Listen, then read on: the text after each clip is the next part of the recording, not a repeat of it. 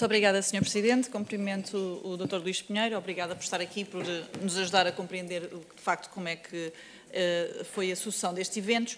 Uma das questões que queria perguntar-lhe, em primeiro, porque já vem no seguimento da anterior inquirição e que me deixou dúvidas, é...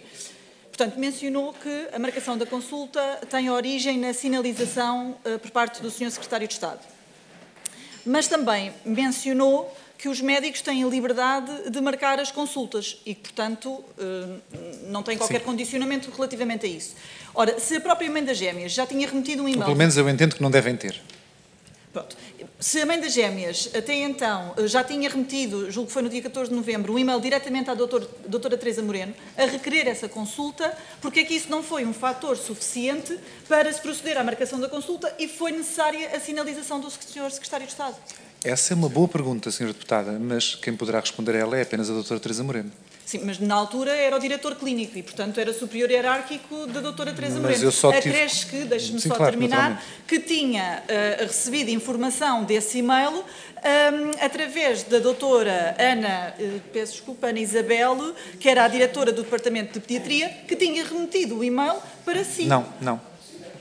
Esse e-mail, que agora percebi pelas audições que a doutora Teresa Moreno remeteu à professora Ana Isabel Lopes no dia 14 de novembro, é um e-mail que eu não tenho conhecimento desse e-mail.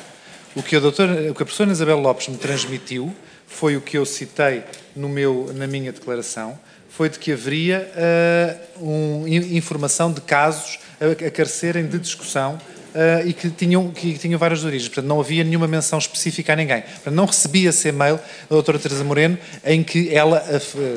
pelo que percebi na Comissão, volto a dizer, falava especificamente destas duas crianças.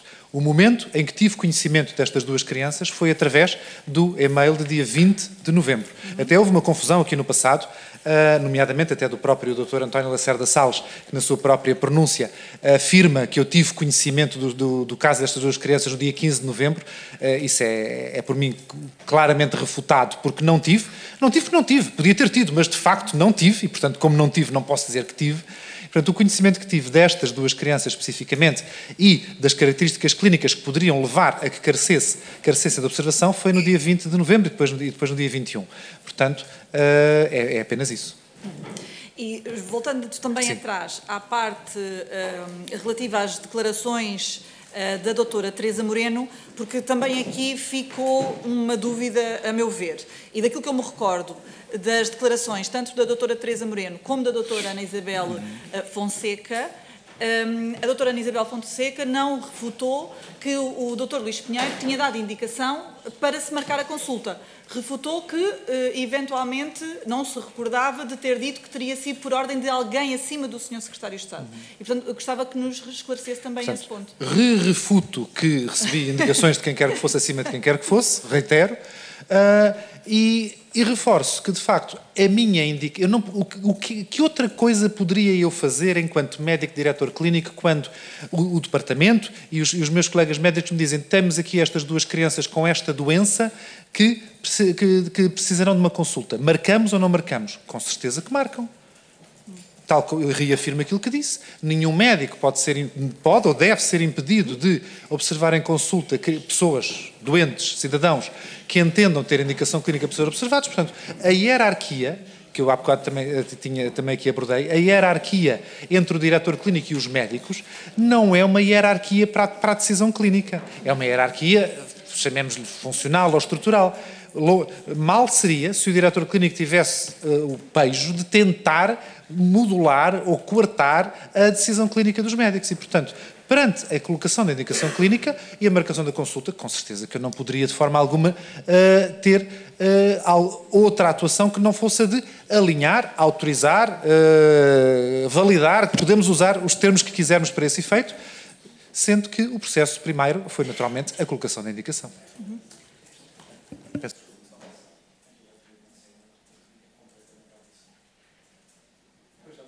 Está muito ruído, sim, eu concordo. Sim. Tudo bem. Queria perguntar-lhe outra coisa. Relativamente ainda a este ponto, e portanto, a doutora Teresa Moreno julgo que é uma médica de renome, acho que ninguém contesta nem as suas capacidades, nem a sua vontade de ajudar. Foi a minha referência ao longo de todo o meu pacientes. mandato sobre esta matéria, desde o primeiro momento em julho de 2019, sem dúvida Mas nenhuma. neste caso, clinicamente. eu continuo sem conseguir compreender, porque aquilo que nos parece é que houve alguma resistência por parte da doutora Teresa Moreno em avançar com o processo, não por falta de vontade, obviamente, de ajudar as crianças, julgo eu, mas sim por haver algum fator que estaria a constrangê-la. E, da mesma forma, também considero que há alguma anormalidade, mas aqui gostava que o doutor nos pudesse esclarecer, no facto dela ter constantemente mencionado em todos os relatórios, pelo menos em 3 que me recorde, que a consulta ou que a origem do processo é por parte do Sr. Secretário de Estado. Ora, qual é que era a relevância no âmbito de todo o processo da marcação da consulta e de haver aqui consenso de que as crianças deviam ser tratadas, de estar permanentemente a mencionar este facto? Excelente pergunta. A minha resposta é, clinicamente, considero absolutamente irrelevante. Daí essa repetição, que no fundo acaba por ser um copy-paste recorrente, porque o documento é sempre o mesmo, portanto o texto é sempre o mesmo, portanto, clinicamente é absolutamente irrelevante.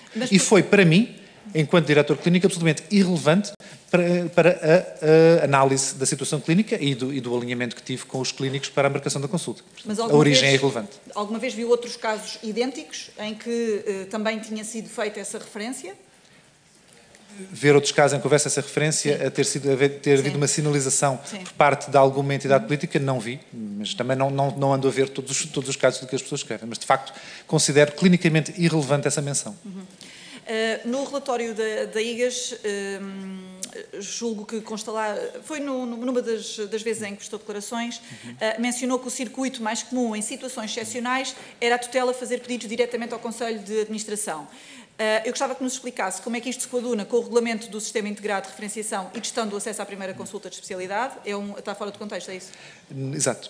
Então, aquilo que eu entendo não é que, quando considero que a tutela não tem que fazer referenciações. Aquilo que eu entendo é que a comunicação da tutela com o hospital deverá ser feita com o Conselho de Administração e não diretamente com os serviços ou com os profissionais. A comunicação da tutela, ou seja, a relação entre a entidade, Secretaria de Estado, Ministério, seja ele qual for, da saúde ou outro, com o hospital, deverá ser com o Conselho de Administração, que é o órgão que representa. Sob esse ponto de vista, é que eu mencionei isso na IGAS. Não que a referenciação de doentes ao hospital pela tutela deva ser feita no Conselho de Administração, porque isso implicava que houvesse o conceito de referenciação de doentes pela tutela ao hospital. Portanto, o que eu digo é que a relação da tutela com o hospital deverá ser, primariamente, com o Conselho de Administração e não diretamente com os serviços. É apenas isso. Então, neste caso, concorda que o contacto que foi feito pela Secretaria de Estado da Saúde não devia ter sido feito com a Ana-Isabel Fonseca, com a doutora Ana-Isabel Fonseca, e sim com o Conselho de Administração? Formalmente deveria ter sido feita com o Conselho de Administração, na pessoa do seu Presidente ou do seu Diretor Clínico, sim. O resultado seria provavelmente o mesmo. Mas, de qualquer forma, não. Mas não foi. Não chegou a acontecer, sim. Conceptualmente e formalmente, é assim que eu entendo. Eu sou, em alguns aspectos, relativamente formal e institucionalista e, portanto, a instituição hospital, a relação da instituição hospital com a tutela, Ministério ou quem quer que seja, ou com a Assembleia da República, por exemplo, deverá ser feita através do Conselho de Administração e não com a Assembleia da República, enquanto instituição, não enquanto comissões, não é isso que eu estou a falar, e não diretamente com os profissionais. Tanto que esse entendimento da própria professora Ana Isabel Lopes também o partilha, tanto que quando teve essa comunicação, a primeira coisa que fez foi de facto dar-me conhecimento dela, o que naturalmente saúdo e faz parte também do ambiente de transparência e de total abertura que mantemos naturalmente com o hospital e com os profissionais. Porquê que acha, é uma opinião, obviamente, poderá recusar-se ou não a responder, mas o que é que acha que justifica que a doutora Teresa Moreno tenha, também de uma forma reiterada, porque já o fez em diversas ocasiões, mencionado que, efetivamente, houve um contacto para ela, onde é referido que o Dr. Luís Pinheiro terá dado indicação de que havia uma ordem do Secretário de Estado e de alguém acima do Secretário de Estado. E pergunto-lhe isto no sentido de saber, acha que a doutora Teresa Moreno tem alguma coisa contra si? Acha que a doutora Teresa Moreno tem alguma vontade de prejudicar? É que, de facto, são declarações que são sérias, com consequências potencialmente sérias e que poderão, não sei, não estou por dentro do processo, eventualmente justificar a constituição de arguido. E, portanto, gostava de lhe perguntar isso. Não tecerei, naturalmente, comentários sobre o que acho sobre a atitude da doutora Teresa Moreno, isso naturalmente reservar-me para contextos que não sejam estes, mas não vejo razões para que a doutora Teresa Moreno tenha alguma coisa contra mim, pelo contrário, ela própria aqui o afirmou nesta comissão e devolvo-lhe exatamente esse mesmo reconhecimento e essa empatia profissional, porque, volto a dizer, foi a médica que desde o princípio do meu mandato, logo em junho de 2019 e até ao fim, que foi a minha referência nesta área, porque eu sou internista, a minha especialidade é medicina interna, não é sequer pediatria, a quem tenho total confiança clínica e também, posso apenas dizer, foi com estranheza que vi essas afirmações que claramente não correspondem à verdade. Posso apenas interpretar como podendo ter a ver com algum lapso de memória de algo que aconteceu há 4 anos atrás, com uma pandemia pelo meio. Portanto, mas não tecerei mais nenhuma consideração sobre isso. Enquanto diretor clínico, admito que possa ter criado algumas inimizades ao longo do meu percurso, mas não creio que a doutora Teresa Moreno seja uma delas. Voltando então aqui a esta, mais ou menos à cronologia dos eventos, em fevereiro o Dr. Luís Pinheiro acabou por remeter o processo à Infarmed para fazer o pedido da autorização do medicamento. Uma vez mais, este processo foi utilizado, aliás, a forma utilizada foi um processo paralelo, não foi aquele que a lei prevê, no sentido de haver esta submissão informática, foi posteriormente. Sim, poderei detalhar isso com todo o gosto, porque é de facto um processo interessante por ser diferente. Então, mas nesse caso pode já explicar. Essa submissão paralela, com diferenças de praticamente 0 dias úteis, porque pelo meio que temos é um fim de semana, teve a ver com um contexto muito específico, que é um contexto muito específico deste medicamento e deste momento deste medicamento, que é a empresa. É discutível todo este processo por parte da empresa, mas não estamos aqui para discutir isso. A empresa decidiu fornecer, a nível mundial, 100 doses do medicamento. 100 doses corresponderia a 200 milhões de euros em valor distribuídos pelo mundo, não é? Para crianças que tivessem indicação clínica e que fossem integráveis no tal programa de acesso que designámos de PROMAP. Esse processo, embora seja um processo da empresa, tinha também um conjunto de critérios e de subprocessos muito específicos, detalhados, para garantir que as crianças que eram incluídas nessa seleção, digamos assim, tinham de facto os critérios clínicos e que as instituições onde seria feito o tratamento tinham as condições para utilizar o medicamento e não o desperdiçar. Isso levou a que fosse necessário, em paralelo com o processo natural de submissão para o Infarmed, para a autorização de utilização excepcional, desencadear o processo para a empresa, que era não através da plataforma CIAPTES, mas através da submissão de documentação própria da empresa. O conhecimento detalhado de quais eram os requisitos do processo não estava na nossa posse quando começámos, do processo da empresa. Tanto que submetemos à empresa logo no princípio tudo aquilo que tínhamos, nomeadamente a informação das situações clínicas, devidamente validada pela médica e assinada pela própria, porque havia 3 pilares, digamos assim, neste mapa. Um era o pilar do doente, outro é o pilar do treating physician, do médico, e outro pilar do hospital. Todos tinham que ser devidamente validados, e aqui no nosso caso o treating physician era a doutora Teresa Moreno, o hospital era o Hospital de Santa Maria, assinado na pessoa do seu diretor clínico, e o doente eram os doentes que tinham também que ter as respectivas autorizações. Tudo isto era extremamente detalhado e em documentação própria. Não era de nosso conhecimento, quando desencadeámos todo este processo de inscrever as crianças no MAP, que fosse necessário para a inscrição e para a sua aceitação haver já a autorização do Infarmed. Tanto que começámos a submeter tudo à empresa.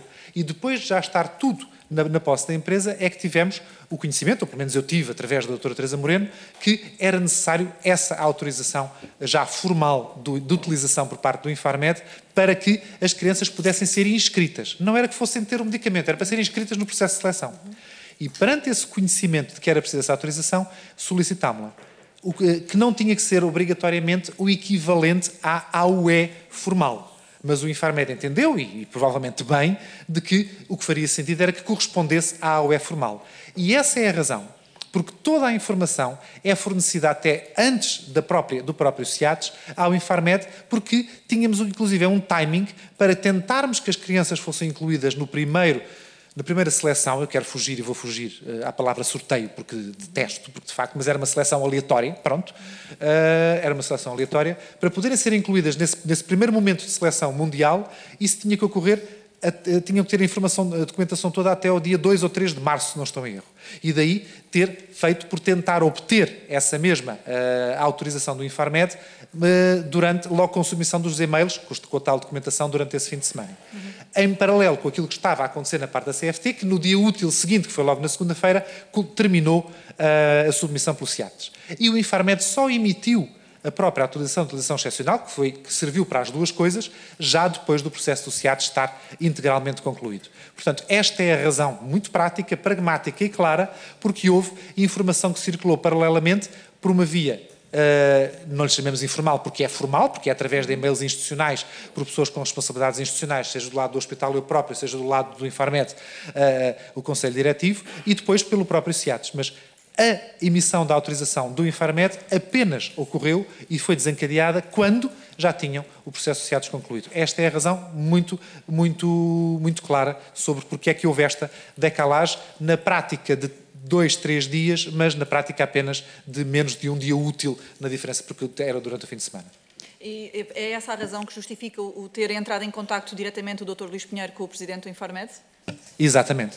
Dada a excepcionalidade deste MAP, ou seja, é algo que era novo, e que o Infarmed tinha conhecimento, porque para decorrer o Infarmed tinha também que ter esse conhecimento, lá está, na tal vertente institucional, eu, enquanto membro do Conselho de Administração, o meu interlocutor do lado do Infarmed teria que ser o Conselho Diretivo, neste caso na pessoa do seu Presidente, para que depois o Presidente do Conselho Diretivo fez aquilo que também internamente dentro do Infarmed tinha que fazer, que era enviar para quem de direito para fazer a análise da situação, para ser tomada a decisão final pelo Conselho Diretivo, mas após o parecer naturalmente técnico interno do Infarmed. Esta é a razão porque isto correu desta maneira, através naturalmente de comunicações, volto a dizer, formais, utilizando e-mails institucionais e pessoas com responsabilidade institucional e assumindo sempre, naturalmente, o caráter institucional e formal em todo o processo.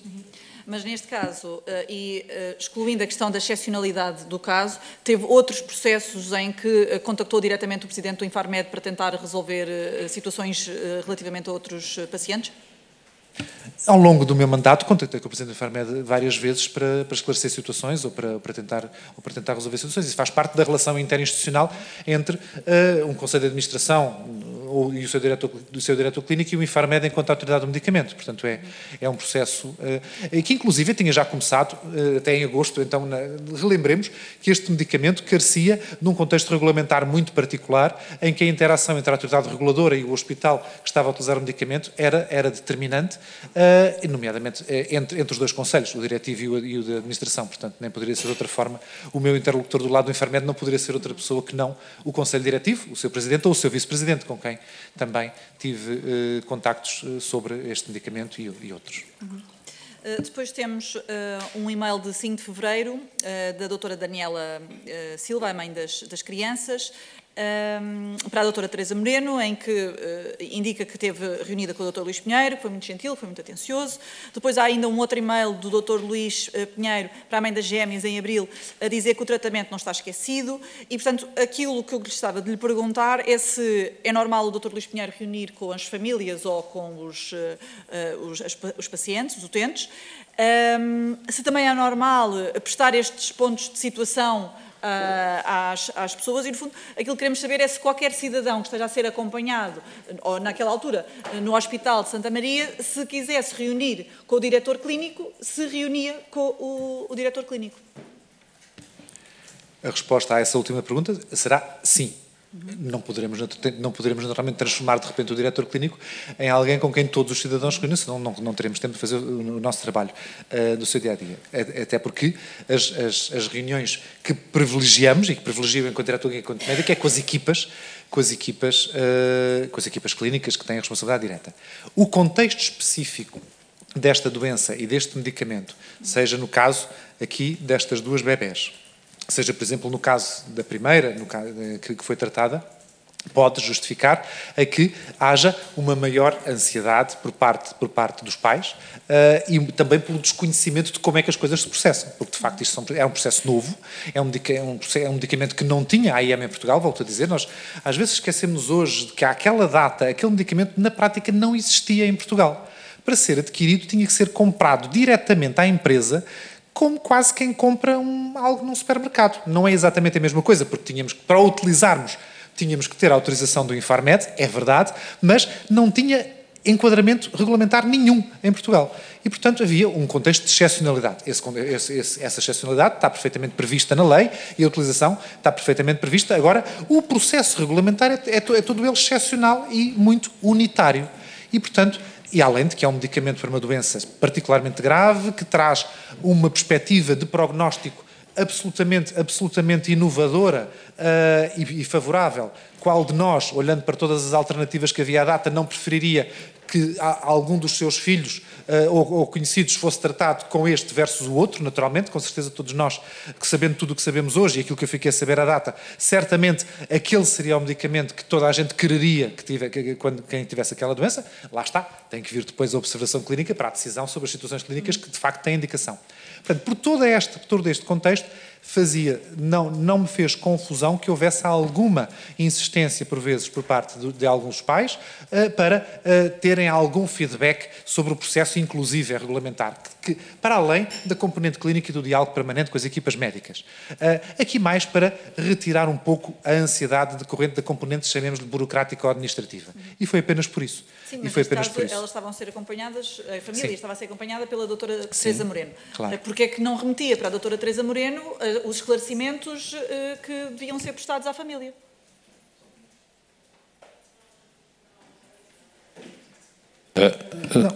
Doutor Luís Pinheiro, agradeço, conforme foi indicado, que peça a interrupção quando quiser consultar o seu advogado, pede a interrupção. Como era muito rápido, achei que não era necessário. Mas de tal maneira, pronto, preferimos que sejam efetuados os procedimentos corretos. Peço desculpa, com certeza. Pode continuar.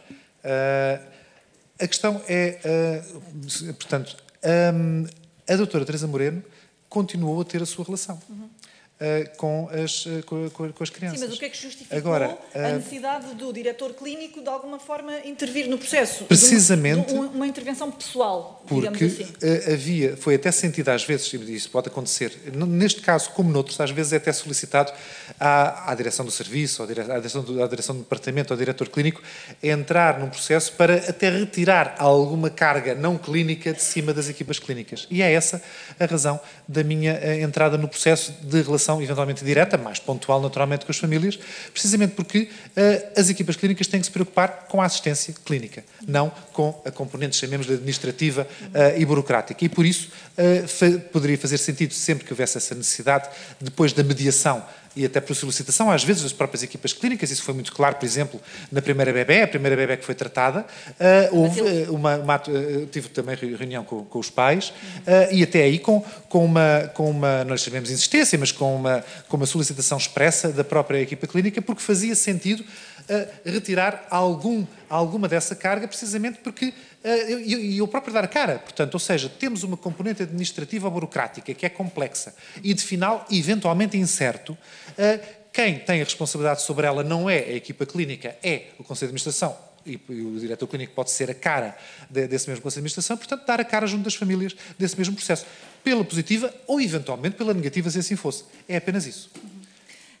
No relatório da IGAS, novamente aqui declarações da doutora Teresa Moreno, refere que o diretor clínico, referido-se a si, desde o dia 5 de dezembro de 2019, solicitou vários pedidos de ponto de situação relativamente às gêmeas, que remeteu por e-mail, marcou reunião com a mãe das crianças e, segundo a profissional, a terceira criança à data na mesma situação não recebeu a mesma atenção por parte do diretor clínico. E, portanto, gostaria de lhe perguntar porquê. Relativamente às palavras da doutora Teresa Moreno, que faz um juízo, não irei naturalmente fazer eu próprio nenhum juízo sobre o juízo que ela faz. E, portanto, essa apreciação e esse juízo também o li com estranheza, porque de facto parece-me desajustado. Relativamente ao facto de não reuni de facto com os familiares do terceiro bebé, por razões diversas. Tive de facto alguns contactos por e-mail dos pais, numa fase mais avançada do processo, porque depois estava a demorar algum tempo até avançarmos com a compra e isso estava a causar alguma ansiedade. Acabou por não ser necessário eu próprio responder, porque o processo entretanto se resolveu e se avançou com a aquisição. Também havia aqui uma componente de distância, E havia também uma outra componente que, a partir do momento em que essa necessidade veio a ser mais colocada até pelos próprios pais do outro bebê, que foi, entramos em plena pandemia, o que dificultou muita da relação direta e de contacto direto com pessoas fora do hospital. Mas, acima de tudo, aquilo que eu quero vincar é que se a doutora Teresa Moreno infere nessas afirmações que há aqui algum tratamento que ela chamou de diferenciado, o que quer que seja, da minha parte, eu isso contesto, até porque contesto, primeiro que tudo, aquilo que é factual, que é o pedido de vários relatórios. Eu disse com clareza na minha declaração inicial que apenas pedi relatórios uma vez, no contexto, claro, específico onde o disse, e a partir daí até fui eu recebendo espontaneamente por parte da doutora Teresa Moreno informação de seguimento e da evolução do processo, porque a própria doutora Teresa Moreno era a pessoa que sabia o que se estava a passar, quer com as crianças ao longo do tempo, em que momento é que, por exemplo, é que passaram a ter indicação clínica porque já tinham resolvido a infecção intercorrente para poder ser tratadas, e mais para a frente até o que é que se estava a passar em termos regulamentares, países onde já havia a UES, a própria existência do MAP. Portanto, as solicitações da minha parte, houve uma, naquele contexto muito particular, que até foi para avançarmos com o processo, não fiz mais nenhum pedido de relatórios. Provavelmente por lapso de memória, a doutora Teresa Moreno identifica essa questão de haver várias solicitações da minha parte. Não encontrei em todos os meus e-mails nenhuma solicitação adicional de quaisquer relatórios, até porque não havia necessidade, porque a própria doutora Teresa Moreno, em vários momentos, ou o próprio serviço, entenderam, bem da transparência e da relação permanente que tínhamos, ir-me dando feedback de como é que estavam a evoluir, por um lado, os doentes e, por outro lado, o próprio processo regulamentar do medicamento, que continuava muito dinâmico, como depois se veio ver, e felizmente acabou por ter um desfecho favorável para nós enquanto nação e para nós enquanto cidadãos também. Relativamente aqui à mãe das gêmeas, e já que até conhecia e teve contacto direto com ela, houve aqui várias declarações dela que foram pertinentes, algumas dentro, outras fora da audição na Comissão. Por um lado, foi dito que há declarações dela em que diz que fez uso do pistolão e que, portanto, tinha autorizações até ao mais alto nível. E até há uma pressão sobre a doutora Teresa Moreno para dar andamento ao processo com base nesses factos. Por outro lado, ela própria também assume que falava-se tanto que ela tinha tido ajuda do Presidente da República e que no hospital as filhas eram conhecidas como as meninas do Presidente, que ela própria acreditou que efetivamente tinha tido esse auxílio. Por um lado, se alguma vez ela lhe disse alguma coisa parecida, por outro lado, se ouviu ou não estes rumores no hospital. Eu estava-me a rir sem graça, naturalmente, porque ao ouvi-la descrever de facto tudo isso que foi sendo dito dessa maneira, há uma palavra que vejo e que caracteriza até grande parte deste processo, mas que não o posso utilizar aqui em público por ser eventualmente mal interpretada. Porque nada disso corresponde a nenhuma ponte com a realidade. Eu vi, inclusive, num dos mails que a doutora Teresa Moreno me remeteu espontaneamente, a menção de que a mãe das bebés falaria da Ministra da Saúde e que tinha todas as assinaturas. Eu digo isto porque vi num mail que eu recebi, portanto posso falar sobre isso. Não é o disco que disse. Tinha todas as assinaturas até à Ministra da Saúde. Só revela que era alguém que estava, de facto, muito desesperado e que não sabia do que estava a falar. Porque a Ministra da Saúde não tem em nenhum momento interferência em nenhuma fase deste processo. Isto é um processo clínico-regulamentar. Os únicos intervenientes são os médicos, o hospital e o Infarmed. Portanto, não é preciso mais nenhuma assinatura. Portanto, isso revela alguém que, de facto, e percebemos, com 2 bebés acabadas de nascer, com uma doença potencialmente fatal, o grau de ansiedade em que vivia. Portanto, nada disso corresponde a nenhuma ponte com a realidade dos processos. E, portanto, como tal, não ocorreu. Relativamente aos rumores, não me vou pronunciar sobre rumores, até porque não me chegaram rumores nenhuns. Não me chegaram rumores nenhuns, a não ser aqueles que agora ouvi de repente toda a gente ouviu rumores há 4 anos atrás, é curioso, até pessoas que estiveram no hospital menos de 1 ano tiveram conhecimento de rumores que ocorreram 4 anos antes. É curioso, vimos isto em público, estou só a relatar informações públicas, porque todos ouvimos. Eu não me chegaram esses rumores, e também já o afirmei no passado, que, pelos vistos, há corredores que eu não frequento e onde, felizmente, não me chegam as informações irreais. E de rumores. Portanto, e não pauto a minha atuação enquanto diretor clínico ou enquanto médico por rumores, que refuto completamente.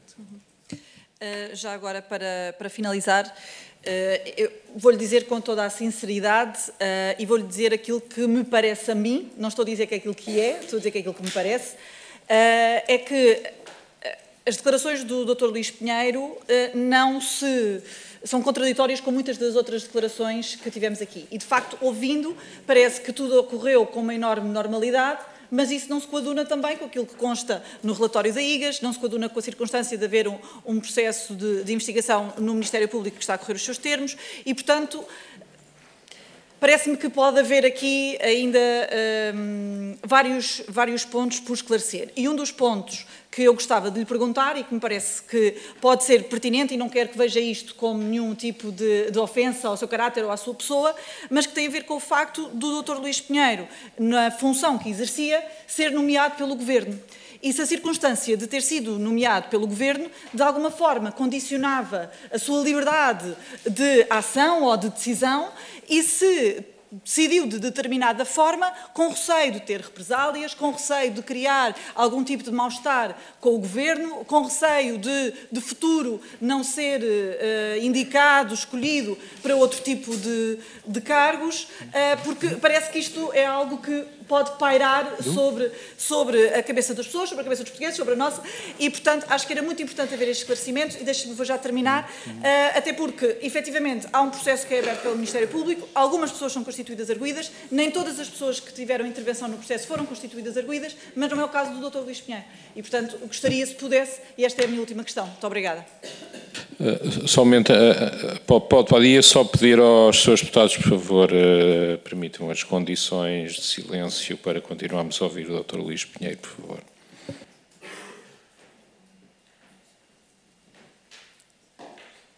Obrigado. Se há coisa que eu me considero sempre e continuo a considerar é livre. Em nenhum momento, nenhuma nomeação, que tive duas, pelo menos neste caso, fui diretor clínico em 2 momentos, nomeado por 2 governos diferentes, senti a minha liberdade de alguma forma limitada. Muito pelo contrário.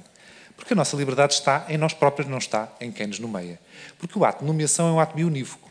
Há alguém que nos nomeia confia em nós e nós que somos nomeados confiamos em quem nos nomeia. E, portanto, como nunca estive, enquanto diretor clínico, por nenhum interesse próprio e particular, apenas fui diretor clínico no tempo em que fui diretor clínico, porque entendi que poderia ser útil. Portanto, em nenhum momento me senti minimamente limitado por nenhum agente político ou não político naquilo que é a minha ação. Sempre tive toda a liberdade para fazer e dizer aquilo que pensava, naturalmente com o respeito institucional que qualquer um de nós deve ter para com as diversas entidades do nosso Estado de Direito, mas com limite. O momento em que alguma coisa colidisse eventualmente com os meus princípios. E se isso acontecesse, só tinha uma solução.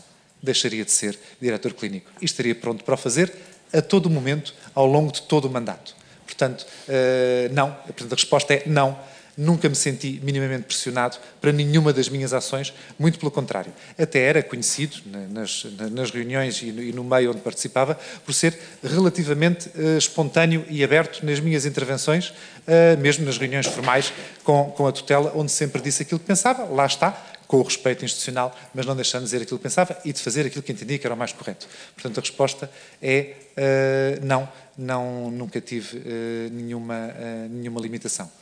Era só essa a pergunta, Sr. Deputado. Era a questão depois do facto de algumas pessoas terem sido constituídas arguidas, as que tiveram intervenção no processo. Naturalmente sobre essa matéria não me pronunciarei. Estou aqui com toda a abertura a falar convosco sobre os factos que conheço. Tudo o que tem a ver com outros processos terá naturalmente que ter um outro contexto. Muito obrigada, Sr. Presidente. Dr. Luís Pinheiro, ainda há pouco esqueci-me, queria fazer uma nota, porque o Dr. Luís Pinheiro já aqui repetiu várias vezes que a função da portaria que está em causa neste processo é facilitar o acesso ao SNS. E, salvo melhor opinião, aquilo que a portaria pretende é regular o acesso ao SNS, para assegurar que ele é igualitário e que não há discricionariedade. E a interpretação que hoje nos traz dessa portaria é isso mesmo que faz, é abrir essa porta para essa discricionariedade e até para aqueles processos que nós, de forma vulgar, chamamos de cunhas. E, portanto, aquilo que eu não consigo, apesar de todas as explicações que já nos deu, é se o acesso não estava em causa, se não havia listas de espera, então eu não percebo qual é que era a dificuldade de dizer a estas pessoas, ok, então marquem uma consulta no centro de saúde ou até num hospital privado que até já tinham a consulta marcada e que depois foi desmarcada. E, portanto, o acesso, ele realmente estava assegurado. Porque é que foi preciso haver uma sinalização por parte de um decisor político? E, portanto, aí eu julgo que não está absolutamente claro. Depois, acho que há outra coisa que, a meu ver, está mais ou menos evidente, é que a doutora Teresa Moreno estava com reticências relativamente à situação e à marcação da consulta. É a minha interpretação, volto a dizer, que ela não teria marcado a consulta se não tivesse recebido uma ordem expressa para esse efeito. E, portanto, agora passo para a questão da carta que os vários neuropediatras lhe escreveram. E ainda há pouco mencionou que não percebeu porque é que esta carta foi escrita quando outras 2 crianças tiveram acesso ao medicamento, e julgo que a nós parece-nos evidente que as circunstâncias não eram as mesmas. Os vários neuropediatras que nós já ouvimos aqui estavam convencidos que esta família, efetivamente, não vivia em Portugal, não queria viver em Portugal, e, portanto, havia, sim, um interesse óbvio do acesso ao SNS, era isso que eles queriam. E, portanto, atendendo a que estas crianças também estavam a ser acompanhadas no Brasil, elas estavam a ser devidamente acompanhadas, tinham acesso à medicação, eu pergunto se não a carta dos neuropediatras efetivamente não lhe faz soar um alerta, não só tendo em conta o valor do tratamento, mas também a circunstância que lá é expressa de uma forma muito evidente, que é os recursos do SNS são escassos e que este processo estava envolto de alguma forma em alguma nebulosidade, tendo em conta aqui alguma intervenção de um secretário de Estado que ainda há pouco me disse a mim que não era uma coisa comum de se acontecer, pelo menos foi isso que eu percebi. Se percebi mal, diga-me. Gostava ainda de lhe perguntar, porque numa das declarações que deu ao IGAS, julgo que foi lá, se não estiver correta também diga-me, julgo que disse que iria transmitir o desconforto dos colegas neuropediatras que assinaram a carta à tutela. E queria lhe perguntar se efetivamente houve alguma reunião com esse objetivo ou se, não tendo havido reunião, se o comunicou de alguma outra forma. Ainda, e esta é a última questão, da documentação que consta no processo, os pais tiveram que assinar uma declaração em como se comprometiam a viver em Portugal durante todo o período do tratamento. Manifestamente isso não aconteceu. E aquilo que lhe pergunto é se considera ou não que esse facto, de alguma forma, veio a dar razão às preocupações dos médicos que lhe escreveram a tal carta e se, efetivamente, esta situação poderá ter consubstanciado aquilo a que temos chamado atualmente uma situação de turismo de saúde. Muito obrigada, é tudo.